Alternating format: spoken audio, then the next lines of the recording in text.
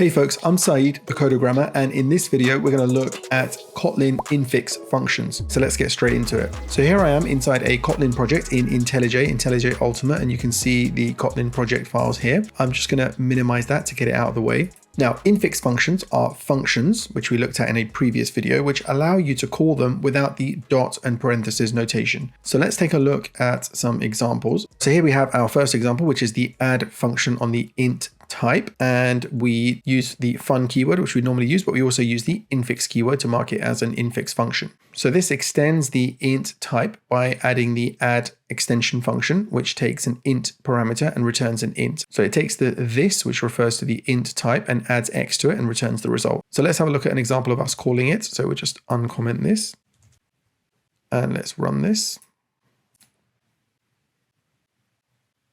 All right, so in both cases, we get 3. So let's just minimize that. So you can see here, this is the typical way that we would call the function on a type. So you've got one.add, one which is an int.add, and then you pass it in 2 and you get the value 3. But using infix functions, you can also do this. You can say 1 space add space 2, which is just a bit less cluttered and less boilerplate and just a bit neater to look at. By the way, folks, if you want to stay up to date with the latest Kotlin tutorials and info, then don't forget to subscribe. And for more general tech content, check out the main channel, which I will link to in the description. All right, where were we?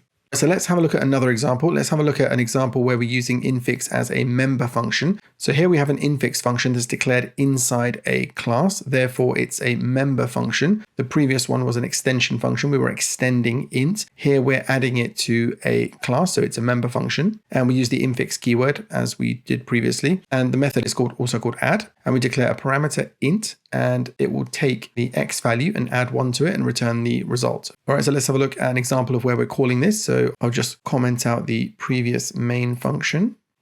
We can't have two functions called main, and uncomment this one here.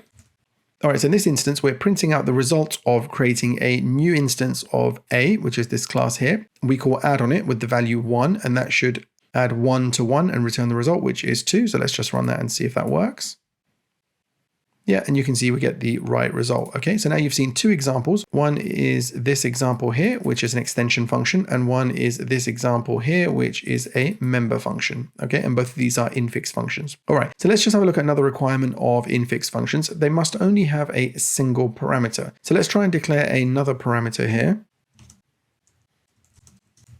and see what happens.